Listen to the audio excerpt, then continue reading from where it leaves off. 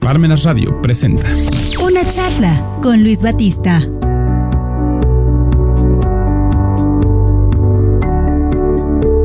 Muy buenas tardes, amigos, bienvenidos a su programa La Charla, que como cada lunes tenemos aquí solamente en Parmenas Radio a las 5 de la tarde en punto. Soy su amigo Luis Batista y me da mucho gusto saludarlos y pues yo estoy muy emocionado porque hoy tenemos un invitado especial. Se sale un poco de la línea que luego llevamos aquí en el programa porque... se los voy a decir así directamente. Fíjense que cuando empecé a leer su currículum de nuestro invitado de hoy, me llamó la atención, varias cosas.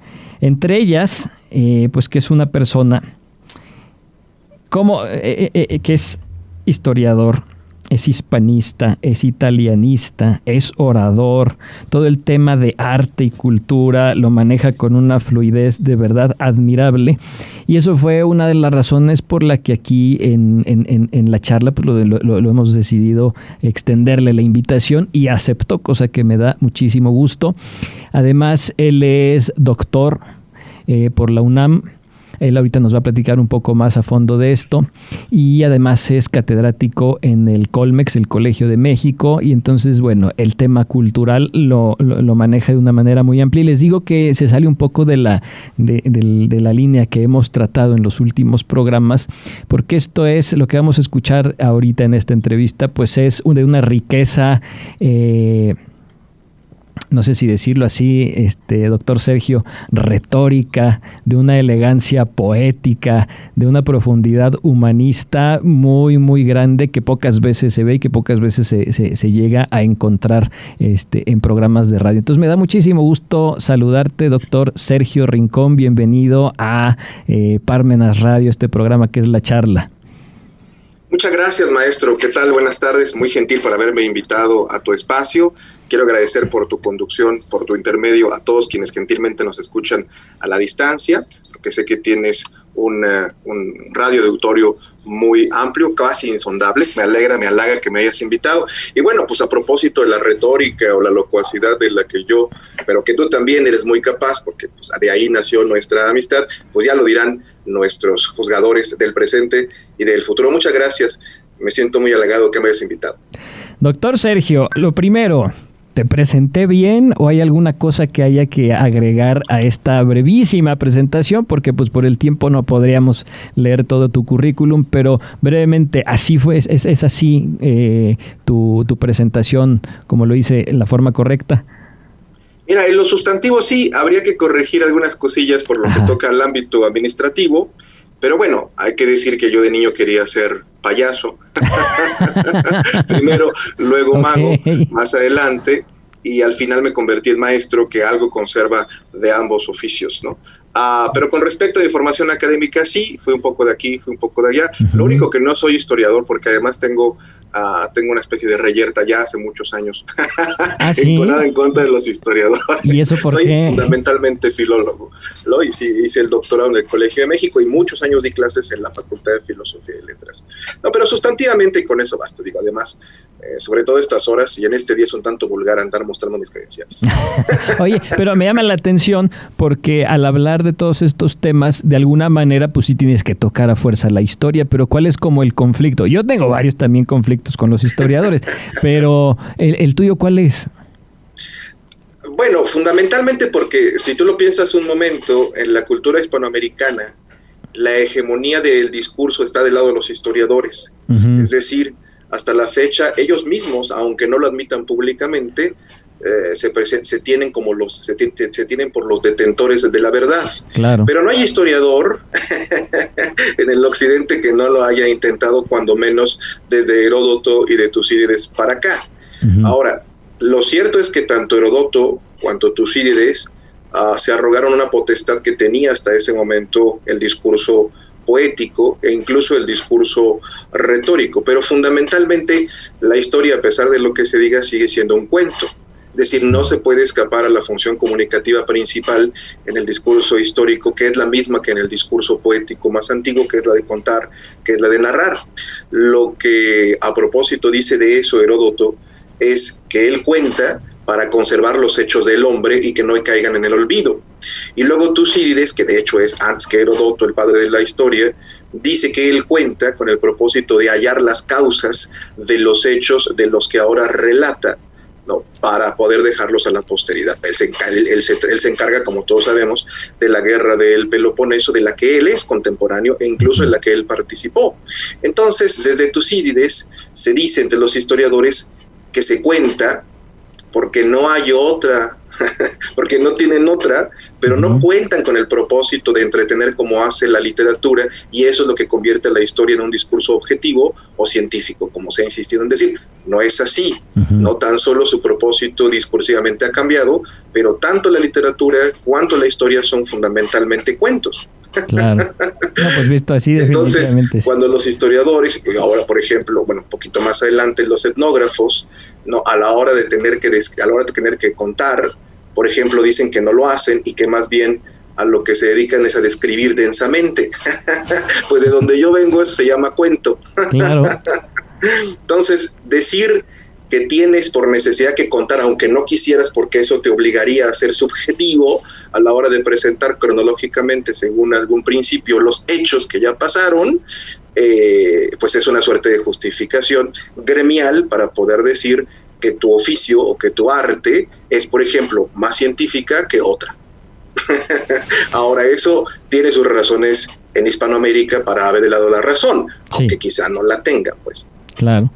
Y ahora que tocaste el tema del arte, pues es precisamente todos estos temas que un poco que nos acabas de mencionar, porque aunque hablaste de tus razones, de tu reyerta con la historia. Con los historiadores. Con los historiadores, perdón. Tocaste varios temas, tocaste autores, tocaste literatura, tocaste arte, y todo esto al final forma parte de algo que es la cultura. Y la cultura es precisamente lo que tú estás promoviendo a través de este proyecto que tienes, que es Castalia, una academia, ¿no es así? Sí, así es. Fíjate que hace ya 2 meses, afortunadamente, pude lanzar al mercado Castalia, la academia que ahora figura bajo mi nombre en el mercado digital. Castalia, la academia de Sergio Rincón, es, como acabo de avanzar, una academia digital que ofrece cursos sincrónicos a grupos selectos, muy reducidos, para que se cumpla el principio de la gestión escolar adecuadamente según los estándares internacionales, ya sea que tú impartas conocimiento, ya sea que tú ofrezcas aprender o perfeccionar una habilidad. ¿Sobre qué? Sobre cultura universal, particularmente sobre historia, literatura, filosofía y demás. Ahora por el momento estoy solamente yo, pero ya dentro de muy poco habrá profesores de diferentes procedencias, por ejemplo el Colegio de México, por ejemplo una universidad, o sea de la UNAM, del Politécnico, de algunas otras instituciones que a lo largo de la vida se han vuelto mis amigos y han sido muchos años mis colegas, que ahora van a enfrentarse a otro tipo de público, al público digital, ¿no? Al público magnificado por estos medios, que no masivo, ¿no? Como decía Cortázar, cuando un libro se lee en el metro, se lee en el transporte colectivo, no se masifica, se magnifica, porque todo el mundo lo ve y quizás se interese en leerlo, consultarlo, comprarlo o traerlo tan solo bajo el brazo para aparentar que ya es ganancia. Claro. Entonces los medios digitales lo que han hecho es, antes que masificar, aunque eso depende, digamos, del interés del individuo que cobra la voz, a magnificar la cultura, ¿no? Y en este caso es un ejercicio que ahora estoy intentando, que es una idea vieja, ¿no? Yo hace muchos años tenía la intención de fundar una academia en el sentido clásico, es decir, a imagen y semejanza de la Academia de Platón, del Liceo de Aristóteles, de la Academia de Marsilio Ficino, de la Academia de la Crusca, de la Academia de la Arcadia de México, es decir, un sitio privado al que acudan ciertos espíritus que buscan aculturarse y cultivarse entre sí, ¿no? A propósito de la charla que alguien un poco más instruido que ellos sostiene pues durante algunas horas, ¿no? Porque si tú lo piensas un momento, los orígenes de la cultura, ¿no? De la cultura culta, porque hay cultura tradicional, que algunos otros también llaman, y no sin tino, cultura popular. La cultura culta tiene sus orígenes, creo yo, más remotos en el banquete, es decir, en la conversación. ¿no? De lo cual, por ejemplo, como todo mundo sabe, Platón pues da cuenta. Pero aún antes de los días de Platón, por ejemplo, entre los griegos ya se cultivaba la costumbre de charlar hacia el atardecer, sentados a la mesa, acompañados de vino, de viandas, de música, para reflexionar fundamentalmente sobre lo que le interesaba a ellos, que era la naturaleza, o sea, el mundo y la ciudad, para incidir precisamente en esto. Es decir, la charla tiene varios propósitos, además de entretenerse, también ser útil a la sociedad, ¿no? Incidir en la sociedad en la que uno vive, a la que uno pertenece y también de la que uno no puede escapar, ¿no? Entonces, esas ideas las tenía yo hace mucho tiempo, fueron articulando el proyecto y ahora en esta encrucijada a la que nosotros como generación humana nunca nos habíamos enfrentado, que es la de la peste que nos asuela todavía por doquier, me pareció apropiado lanzar el proyecto. Además de que yo hace muchos años también me dedico a la educación digital y me pareció un momento también propicio para entrenar ciertas cosas que yo había aprendido y que también había experimentado en el pasado. Entonces, Castalia me tiene muy contento. En cuanto la lancé, recibí muchos mensajes. Es como lanzar una botella al mar. Tú la lanzas y no sabes bien si te van a contestar el mensaje que tú colocaste dentro de ella, pero afortunadamente me ha vuelto y ahora tengo alumnos muy particulares, gente muy culta, aunque no tienen formación humanística, que es lo que me interesaba, sí han leído sus cosas, han viajado, y es la gente con la que en realidad siempre me ha interesado comunicarme, platicar, charlar, más allá de los ámbitos escolares en los que suelo trabajar. Me estás dando una idea. ¿Es la idea? No, porque sobre todo este tipo de conversaciones son interesantes porque te hacen pensar, te hacen abrir horizontes. Yo estoy casi tentado a cambiarle el nombre a este programa, porque con lo que acabas de decir, pues la charla le podría cambiar el nombre de El Banquete y poner aquí una botella de vino, 2 copas para platicar con quien sea el invitado. Porque al final pues se trata de generar cultura y lo que acabas de decir creo que es una cosa magnífica y que además, doctor Sergio, me parece que es una idea que al mundo tendría que darle muy claro, porque desafortunadamente hoy hablar de cultura es estar hablando de los nuevos fenómenos de masas que se generan a través de la industria del entretenimiento, lo mainstream que le llaman ahora, ¿no? Y eso pues desafortunadamente, no sé tú cómo lo veas, pero a mí no me parece que sea el concepto propio de cultura.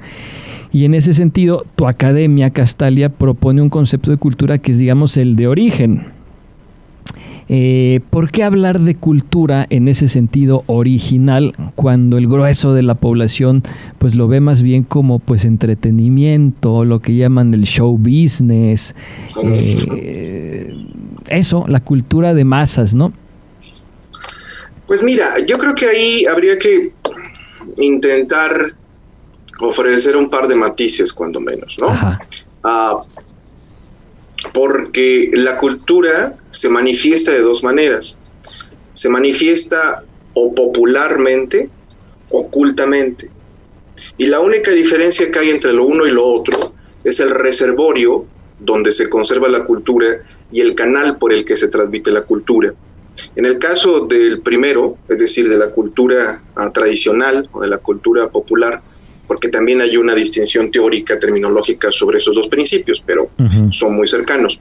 Pero bueno, la cultura tradicional se conserva en la memoria, o tiene la memoria por reservorio, por vasija, por caja, como tú quieras decirlo, y tiene por canal la oralidad, es decir, se la dice, ¿no? Se la conserva, se la transmite e incluso se la difunde en una comunidad a la que obviamente le interesa conservar y transmitir eso. Si eso no interesa, pues no se lo conserva y no se lo transmite. Pero no pasa, por ejemplo, por otro reservorio por el que sí pasa la cultura culta, que es la escritura, ¿no? Okay. Y a lo largo de la historia fue primero la memoria, que se usó como reservorio, y muy tardíamente la escritura como otro reservorio. Digamos, como del 4400 más para acá escribimos, y lo que ha cambiado, por ejemplo, es la materia sobre la cual colocamos la escritura. La piedra tallada, la piedra cocida, bueno, la piedra tallada, la arcilla cocida, el cuero de los animales tratado, el papel y ahora pues el byte, por ejemplo, ¿no? Okay. Pero la escritura, al margen, digamos, de en qué material se la conserve, siempre se ha transmitido por la lectura, ya sea la lectura en voz alta o la lectura en voz baja. Es decir, si algo está por escrito, para actualizarlo, es decir, para extraerlo del papel, se lo tiene que leer, ya sea que se lo lea en voz alta o se lo lea en voz baja. Entonces, eso es lo que distingue la cultura popular de la cultura tradicional, perdón, de la cultura culta y viceversa. Entonces, por ejemplo, una leyenda, ¿no?, de una comunidad que luego alcanzamos a nosotros conocer, los citadinos, porque la gente migra para buscar mejores condiciones materiales de vida a los grandes centros urbanos, es igualmente valedera que, por ejemplo, una obra de Lope de Vega o una obra de Shakespeare o una obra de Esquilo, ¿no? Solamente que se han conservado y se han transmitido de maneras diferentes, por canales diferentes y han permanecido por intereses diferentes de las diferentes comunidades, ¿no? Sí. Es decir, a la comunidad, por ejemplo, no urbana, le interesan cosas que a la comunidad urbana no le interesan y viceversa. Claro. Entonces, la cultura fundamentalmente es la suma de ciertos saberes que a una comunidad le interesa conservar y transmitir, ¿no? Y difundir. Ahora, cuando se trata de difundir, a veces se lo hace voluntariamente o involuntariamente con respecto del agente pasivo que va a recibir esa cultura, ¿no? Por ejemplo, cuando una civilización conquista a otra, la termina por aculturar, que es el otro significado de aculturar. O sea, cuando una acultura a alguien, lo hace por la fuerza o por la voluntad de aquel que termina siendo aculturado. Como por ejemplo, yo cuando doy clases, pues procuro que la voluntad de los otros se me entregue para que finalmente yo muestre formas de vida o formas culturales de otros tiempos o del presente. Pero si yo fuese un conquistador, obligaría a aquellos que he logrado conquistar a que entiendan el mundo como yo quiero que lo entiendo. Y ese es otro de los significados de aculturar. Pero, volviendo al punto, la cultura es un conjunto de saberes que ciertas comunidades, ya la tradicional, ya la culta, quieren conservar, quieren conservar, quieren difundir, quieren heredar y quieren difundir. Pero esencialmente es un conjunto de saberes. Entonces, la leyenda que tú sepas de niño, o el poema tradicional que tú hayas aprendido cuando ibas al jardín de niños, ¿no?, como que Doña Blanca está cubierta de pilares de oro y plata, pues pertenece al acervo tradicional, ¿no? Y si te sabes alguna canción de José Alfredo Jiménez, ya sea que hayas estado en la parranda o no, pues eso pertenece al acervo de la cultura popular, ¿no? Porque es de la mano oculta, pero la comunidad se ha apropiado de ello. Como le pasó, por ejemplo, a Rubén Darío, en algún punto, cuando la gente decía, oh juventud, divino tesoro, ya te vas para no volver, a veces quiero llorar, y estas cosas, pues la gente, ay, qué bonito refrán. No, pues no es un refrán, era un poema, bueno, en un verso de Rubén Darío, pero hay algún punto en que la gente se vuelve tan famosa que ya no se sabe quién es y pasa a lo popular, o sea, la apropiación en una comunidad de lo que fue tradicional. Y sin embargo hay gente rara, por ejemplo, como tú o como yo, que de repente hasta en griego intenta leer a Heráclito, ¿no? ¿Por qué? Pues porque nos interesa eso por la formación a la occidental que hemos tenido. Sí. Pero son solamente manifestaciones de lo cultural. Ahora, esto que se llama la cultura del mainstream, ¿no? Por ejemplo, la cultura de entretenimiento. Bueno, pues el entretenimiento es tan antiguo como el momento aquel en el que alguien quiso entretener a otro. Ahora, ¿cómo lo entretuvo? Contando. En realidad, el hombre no ha hecho a lo largo de su historia sino dos cosas: hacer cuentas, que es de lo que nos ofrecen noticias los vestigios más antiguos de la escritura. Si vemos bolitas y palitos, se trata cuentas. Siempre de cuentas, ¿no? Ajá. ¿O de qué? Pues de códigos que prohíben ciertos actos, como el celebérrimo de Hammurabi, ¿no? Okay. Y lo otro que ha hecho el hombre, pues es contar cuentos, fundamentalmente. Y lo que ha hecho es contarlos, ya sea con palabras o ya sea con otras cosas. Pero fundamentalmente lo que ha hecho el hombre es contar. Ahora, ¿con qué propósito cuenta el hombre? Que es diferente de que hable. ¿Con qué propósito cuenta el hombre? Con el propósito único de entretener, fundamentalmente. Ajá. Ahora, esa no es el propósito original del lenguaje. El propósito original del lenguaje, que se originó por la necesidad de cumplir efectivamente con el trabajo, es decir, por la división social del trabajo, es que nosotros tenemos que expresar nuestras experiencias o nuestras necesidades. Okay. Pero el contar, que es una función comunicativa que más o menos todo el mundo desarrolla o termina por perfeccionar si lo tiene como un oficio, o sea, de lo cual vive, no es el propósito original del lenguaje. Es otro propósito que le hemos dado, uno, digamos, innatural o artificial. ¿Con qué? Pues con el de integrarnos en la comunidad, con el de ser agradables para otros, por el de conquistar a otros, ¿no? Con el de seducir a otros, con el de lanzar el deseo. Entonces, desde que contamos, entretenemos. Y lo que ha cambiado pues son no tanto las maneras cuanto los medios por los cuales entretenemos, ¿no? Entonces, hoy día, como nunca antes en la historia, tenemos la posibilidad de entretener, en mi caso, contando, ¿no? A propósito de lo que en una charla puedo yo decir de ciertos momentos de la cultura occidental, que es la que a mí me interesa y que me interesa difundir, no porque sea malinchista, sino porque es la cultura a la que yo pertenezco, por el momento en el que nací y por el sitio en el que nací, porque los hispanoamericanos somos por derecho occidentales. Claro. ¿No? Entonces nos pertenece tanto Homero como nos pertenece tanto Cristo como nos pertenece tanto Freud. Claro. Depende, sí, como dice totalmente de Cristo, si acuerdo. nosotros queremos conquistarlos. Claro. Entonces, en realidad lo único que tenemos ahora son herramientas más sofisticadas que llegan por las bondades técnicas de la voluntad de poder a lugares en donde, claro, haya luz eléctrica, haya banda ancha, ¿no? Sí. Y demás. Y donde haya Coca-Cola, supongo. Sí, también. Siempre una buena Coca-Cola con un buen libro, pero me gusta más con vino. Oye, pero... No, digo, porque hay sitios en los que hay antes que agua Coca-Cola, ¿no? Sí, Pues, antes que pavimento, una televisión de no sé cuántas pulgadas. Pero esto que dices me gusta mucho.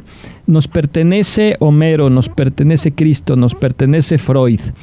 Sí. Yo últimamente, a lo mejor, bueno, eso son como cosas políticas que luego se escuchan mucho, pero existe un poco como la teoría... Estamos en la veda política, maestro. En la veda política, además, pero se habla de que estamos en una batalla cultural en el que se quieren quitar las raíces de Occidente para implementar una cultura global y cosas que a veces suenan medio conspiranoicas, pero al final sí me hace un poco de ruido porque sí de pronto llega a haber manifestaciones sociales, políticas, lo que sea, como que dan la tendencia de querer quitar todo eso que, como tú bien dices, es es lo que genera nuestra identidad cultural, ¿no? Que de repente ya se quiera quitar, no sé, ciertos tipos de literatura en las escuelas, o por ejemplo, que ya no se haga referencia al latín o al griego, que es donde estos autores que tú mismo mencionaste, pues nos han dejado una herencia literaria. No sé, hay como muchas cosas. ¿Tú cómo lo verías? ¿Sí existe esto y hay que defenderlo o no nada más es como puro distractor? Bueno, tendríamos que saber la procedencia del discurso, tendríamos que conocer la procedencia del discurso que articula tal o cual individuo para entender el propósito, ¿no? Porque obviamente hay propaganda, intereses políticos, pero entre esos que profieren un discurso que tiene que ver con lo que realmente se conoce más bien como la decolonización del occidente, porque realmente tiene que ver con eso. Pues por ejemplo, de los grandes expositores entre nosotros, el maestro Enrique Dussel, ¿no? O sea, toda su carrera se ha dedicado a eso y ahora lo hace, por ejemplo, los medios radiofónicos cuasi digitales de manera magnificada, ¿no? Es decir, le recuerda a los occidentales que hubo otra cultura que no fue la occidental en esta parte del mundo, que conviene recordar. Yo no sé si apropiarse de ella, pero que conviene recordar para identificar rasgos que perviven en lo que ahora somos, por ejemplo, los hispanoamericanos, que somos una cultura criolla. Eso no puede olvidarse. Si se recordase, por ejemplo, tendríamos problemas en realidad con el clasismo, que en nuestro caso está vinculado con la pigmentación. Sí, claro. Porque antes de ser, y eso está estudiado, antes de ser los hispanoamericanos, particularmente los mexicanos racistas, somos clasistas. Solamente que nuestro clasismo está vinculado con la apariencia. Claro. ¿No? ¿Por qué? Pues por diferentes razones históricas. Entonces, el ejercicio decolonial, o sea, el ejercicio de no pensar esta parte del mundo a la occidental, es decir, de no pensarla como los occidentales de la Europa del centro que conquistaron estas partes, nos permitiría, por ejemplo, reconocer la herencia novohispana, que es la herencia hispanoamericana, por ejemplo. Pero ahora, mucho ojo, lo hispanoamericano como otra idea se configuró a la luz, por ejemplo, de lo griego, que es el referente por excelencia de la cultura culta en Occidente desde los romanos en adelante. Claro. Voy a poner un ejemplo para luego pasar a otra cosa que me acabas de preguntar. El Ateneo de la Juventud, que es un grupo de espíritus, de jóvenes espíritus electos, que a poco tiempo después de la Revolución Mexicana, que hay que decirlo, pues fue más bien una guerra civil, aunque nosotros insistamos en decir, ¿no?, por la escuela, que que fue una revolución, fue una guerra civil. Después de ese hecho, a ellos toca, en algunos casos azarosa y accidentadamente, echar las bases institucionalmente de un país que viene de la barbarie, ¿no?, de la lucha fratricida. Entonces tienes a José Vasconcelos, cuando está a punto de llegar apenas a los 20 años, como secretario de Educación. ¿No? Y entonces José Vasconcelos, Antonio Caso, Alfonso Reyes, el Martín Luis Guzmán, por mencionar a los más electos, hay otros, Julio Torre y demás, que constituyen ese grupo, que se conocen de la Escuela Nacional Preparatoria, que se forman en el tardo positivismo, ¿no?, con Justo Sierra, y que lee un jovencito que se formó en Madrid, o se formó en París, o se formó en la Escuela Nacional Preparatoria, ¿no?, a principios del siglo XX, pues sus clásicos. ¿Y cuáles son sus clásicos? Pues lo que por entonces medio se alcanza a leer en ciertas buenas traducciones de la cultura griega y de la cultura romana. Entonces, cuando se dedican a aculturar a la población, al pueblo mexicano después de la Revolución, lo que hacen es ofrecer ciclos de conferencia. Por eso en México es absolutamente familiar que haya ciclos de conferencias, sobre todo gubernamentales, para el aculturamiento de la nación. Entonces, eso se conoce como el ciclo, las conferencias del Ateneo, que es el nombre que se ponen. Y a pesar de que tienen hondas diferencias, sobre todo con el tiempo cada vez más marcadas políticamente, dice Alfonso Reyes, cuando recuerda ese episodio de su vida, que había algo que los unía, y eso era la afición por Grecia, ¿no? Cada uno obviamente había conquistado su Grecia, y es la Grecia que ofrecía a sus connacionales en sus conferencias. Ya como entendía Vasconcelos la filosofía griega, ya como entendía la cultura Alfonso Reyes griega, ya como entendía la literatura Martín Luis Guzmán, etcétera, etcétera, etcétera. Pero conformar una nación con fundamento institucional para ellos los obligó a pensar, por ejemplo, en qué referente, y el referente es Grecia, ¿no? Claro. Y cuando entonces la cultura mexicana se difunde desde el epicentro que es México para entonces, la idea de lo hispanoamericano, que se formó a la idea de lo griego por intermediación de lo romano, pues hace participar a otras comunidades, ¿no? Y eso es lo que nos mantuvo unidos durante mucho tiempo. Y si eso sumas el cine, pues eso explica, por ejemplo, pues la primacía de la cultura mexicana durante muchos años. Ahora, lo que me preguntabas acerca de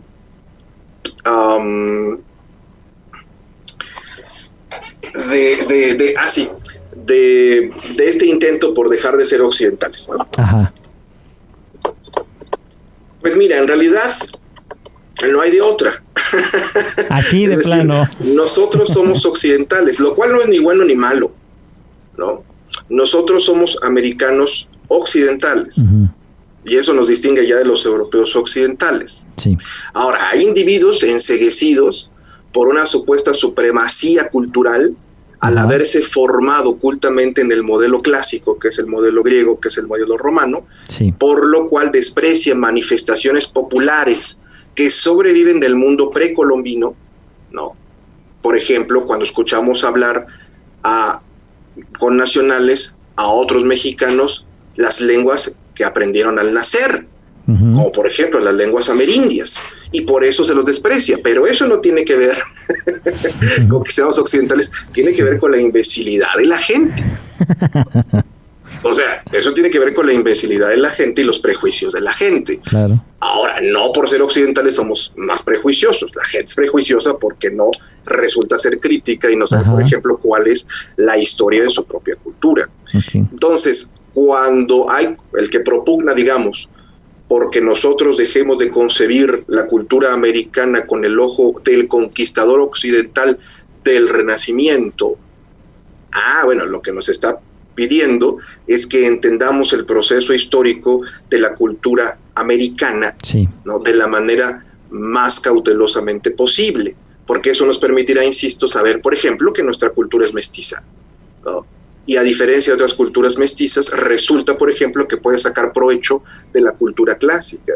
Ahora, para cerrar esta pregunta que me hiciste, si volvemos a la distinción que hay entre cultura tradicional y cultura culta, hay que decir que la primera no se aprende, la primera se adquiere. O sea, nadie, sino a la hora de jugar cuando es niño, adquiere la cultura tradicional.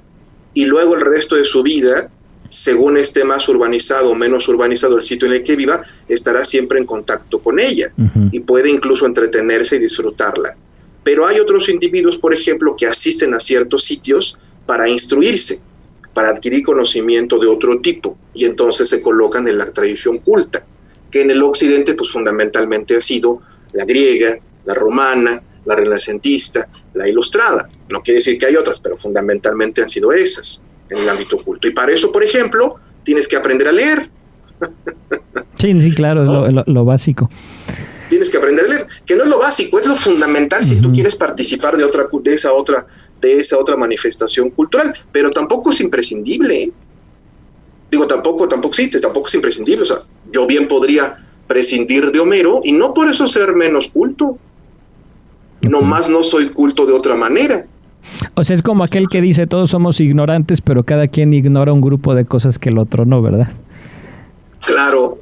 Okay. Sí, como decía Sor Juana, ¿no? Cuando le preguntaban, asombrados los que le preguntaban por su precoz inteligencia y su precoz sabiduría, ella respondía, bueno, pues es que yo no aprendo con la pretensión de saberlo todo, sino de ignorar cada día algo.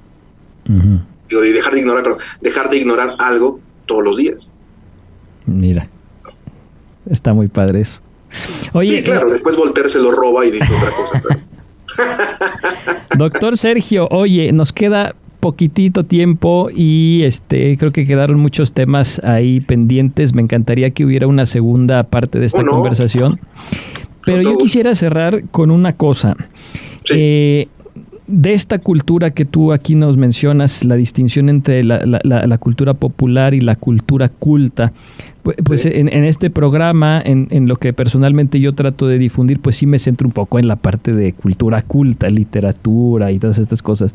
Y a mí me gustaría que tú nos dieras a los seguidores de este programa 1 o 2 consejitos para poder fomentar un poco más el tema de la literatura. Somos un país que a niveles de estadística luego se utilizan para, ya sabes, denigrarnos más y criticar al sistema. Para justificar los presupuestos, fundamentalmente. Fundamentalmente. Y en el tema de cultura, pues para decirnos somos de lo peor, leemos 0.5 libros per cápita al año, mientras Canadá leen 15 o 20, no sé cuántos.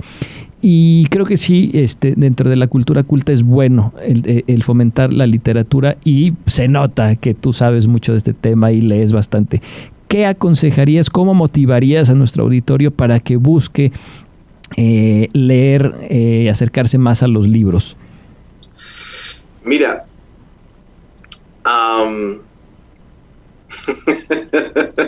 quizá lo que estoy a punto de decir, como lo que dije al principio de mis colegas los historiadores, que no son todos, pero casi con los que siempre me encuentro, será incendiario, pero ni modo, así se trata esto de andar por las calles, es decir, de ocupar el espacio público.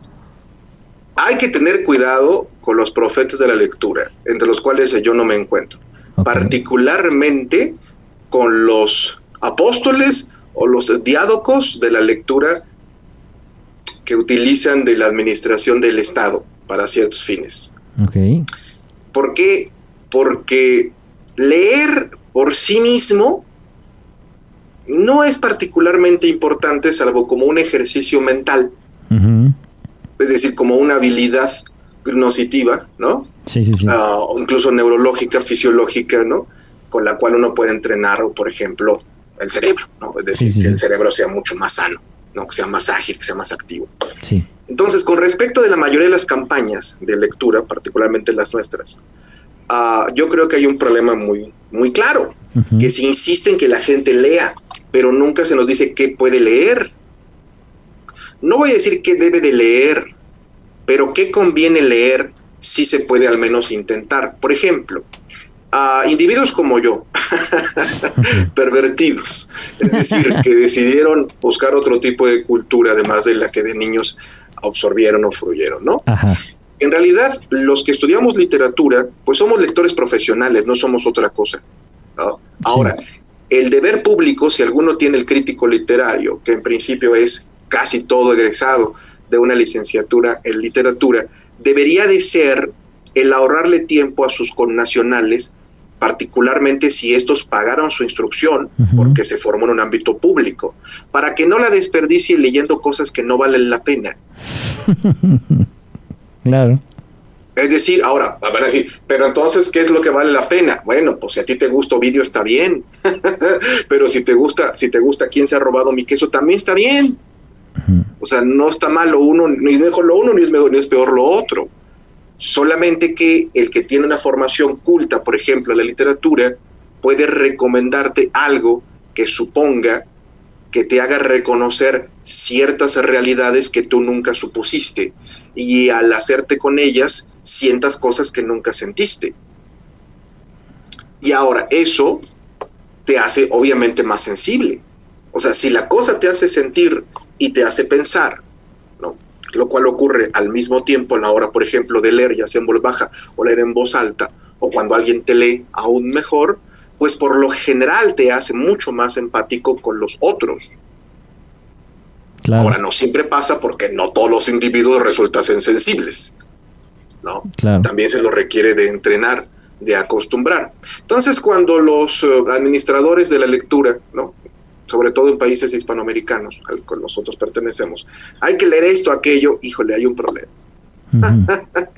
Porque además lo que recomiendan tampoco es que valga mucho la pena, ¿no? Y luego comienzan a recomendar otras cosas que no tienen mucho sentido. Entonces tampoco engañemos a la gente. Leer por sí mismo vale la pena, ¿no? El asunto es qué cosa conviene leer, y ahora eso nos llevaría a ti qué te interesa, a qué te dedicas, en qué quieres ocupar tu tiempo, ¿no? Incluso hablaríamos un poco de la lectura como placer, ¿no? Que ese también sería otro tema muy amplio que podríamos tocar, ¿no? Pero bueno. Mira, sobre eso, si me lo permites rápidamente, la lectura como un acto es engorrosa.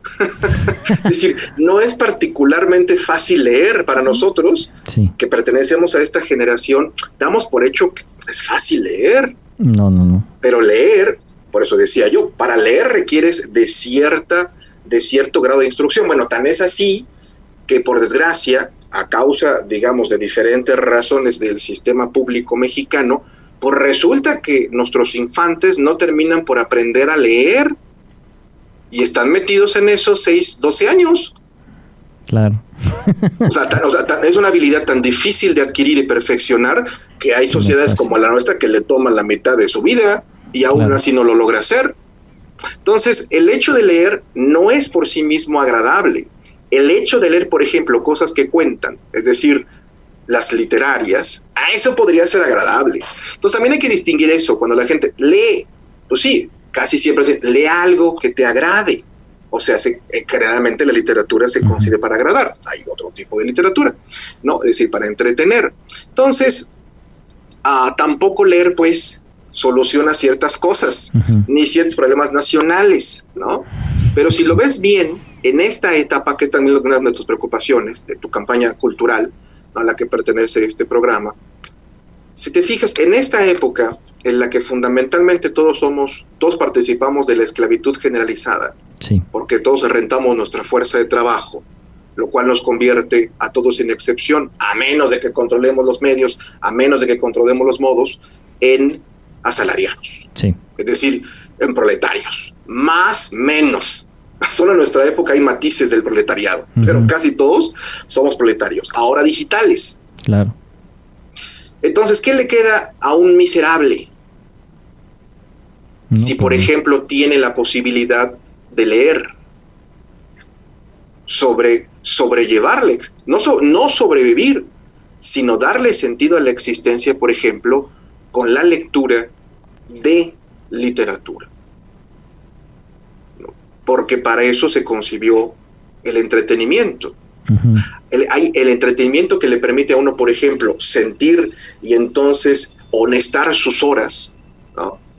Con lo cual entonces se da cuenta que a pesar de que va a trabajar y que está explotado y demás, puede renunciar a eso, intentar luchar contra eso y ocupar mejor el tiempo. Sí. Pero hay, por ejemplo, tipos de entretenimiento que son los que controla el mercado, ¿no? Según sus intereses, que no están siendo concebidos pues, para que fundamentalmente los miserables del mundo a los que yo pertenezco, pues no se den cuenta de que cierto día se acabó su vida.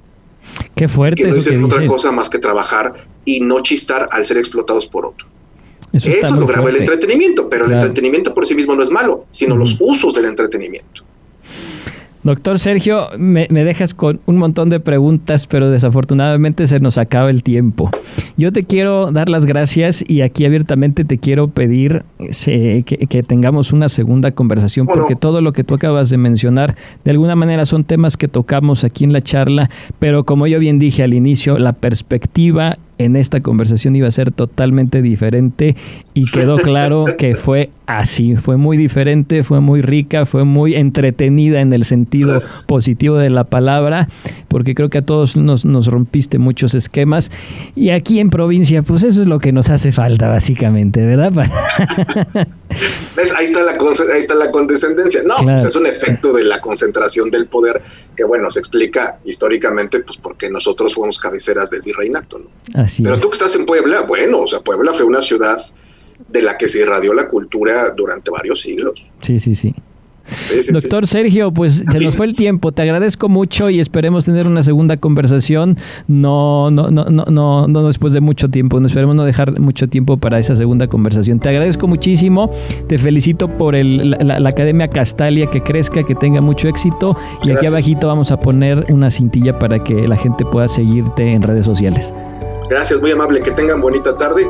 Gracias y charlemos gozosamente dentro de poco. Muchísimas gracias, el doctor Sergio Rincón, director de la Academia Castalia. Muchísimas gracias a todos nuestros seguidores. Soy Luis Batista. Que tengan una excelente tarde, una excelente semana y nos vemos el siguiente lunes aquí en la charla a las 5 de la tarde en punto. Hasta pronto.